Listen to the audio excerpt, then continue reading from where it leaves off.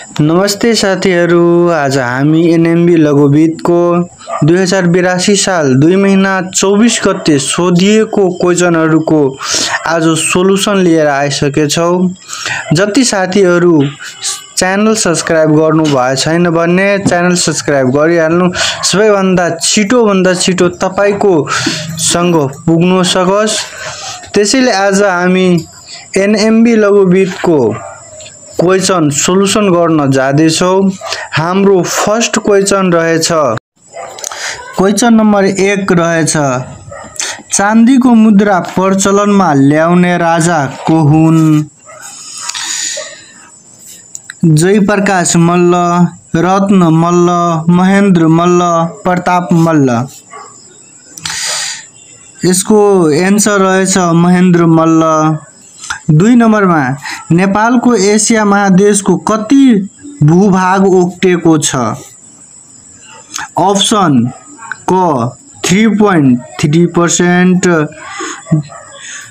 Option number ख 0.33%, number ग 1.3%, घ 1.33%। यसको एन्सर रहेछ 0.3% क को। What is the full form of CNN? Option क केबल न्यूज नेटवर्क, ख केबल न्यूज नेपाल, ग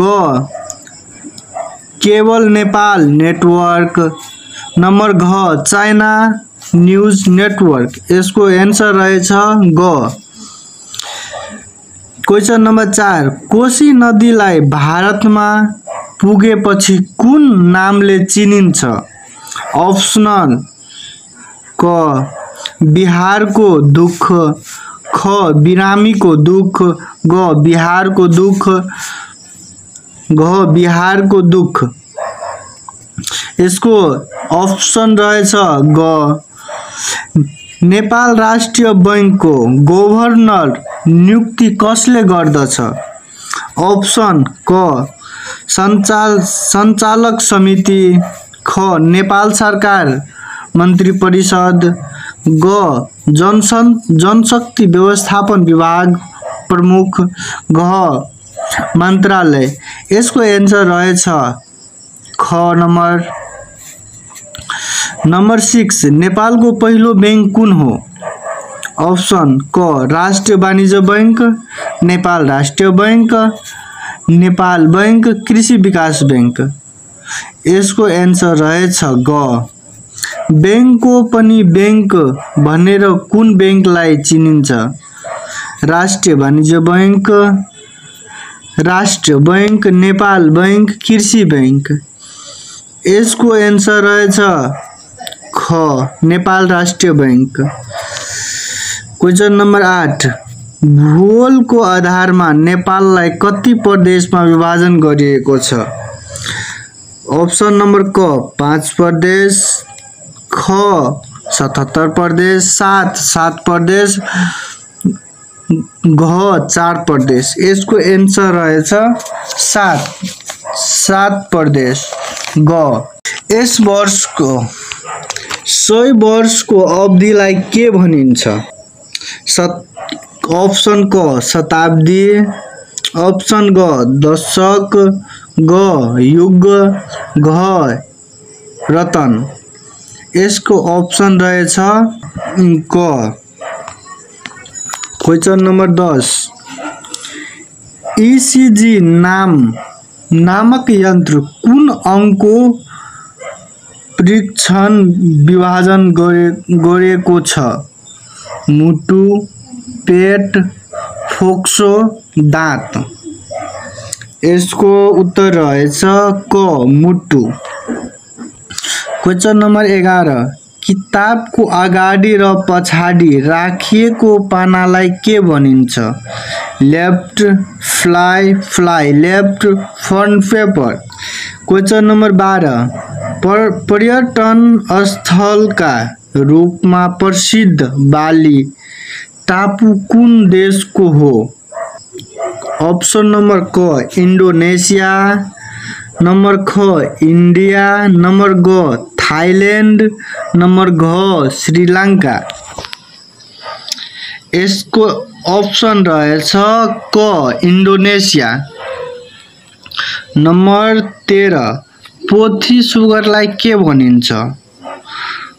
ऑप्शन नंबर क भुनी, ख पोथी, ग बागी, घ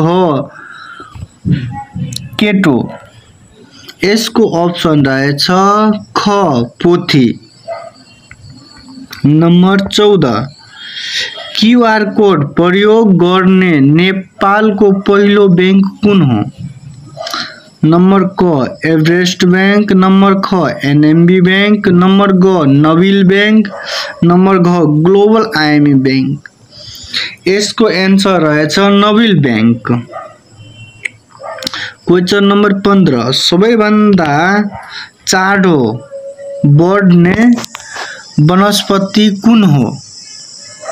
ऑप्शन नंबर क बाँस, ख च्याउ, ग उन्यो, घ केरा। यसको ऑप्शन रहेछ क। क्वेश्चन नंबर 16 पानी जहाज चलाउने चालकलाई के भनिन्छ? ऑप्शन क मिस्टर क्याप्टन, पाइलट, सी मभान, सी क्याप्टन। यसको आन्सर रहेछ घ सी क्याप्टन। क्वेश्चन नंबर 17 विश्वको कुन नदीमा माछा पाइदैन? जोर्डन, क गंगा, ख नाइल, ग मिसिसिपी, घ जोर्डन। यसको ऑप्शन रहेछ जोर्डन। नेपालमा सबैभन्दा बढी उचाइमा धान खेती हुने जिल्ला कुन हो? क नम्बर जुम्ला, ख मुगु, ग हुम्ला, घ डोल्पा। यसको सही आन्सर रहेछ हुम्ला। क्वेश्चन नंबर 19 मदन पुरस्कार प्राप्त गर्ने नेपालको पहिलो महिला साहित्यकार को हुन्? क झमक्क घिमिरे, ख पारिजात, ग राधा पौडेल, घ पुष्प बस्नेत। यसको ऑप्शन रहेछ पारिजात। अनि पारिजातको असली नाम अर्को रहेछ विष्णु कुमारी वाइबा। हामी अब क्वेश्चन नंबर 20 मा जाउँ। नेपालको सार्वजनिक विदा घोषणा कुन मन्त्रालयले गर्दछ? क शिक्षा मन्त्रालय, ख रक्षा मन्त्रालय, ग गृह मन्त्रालय, घ सामाजिक विकास।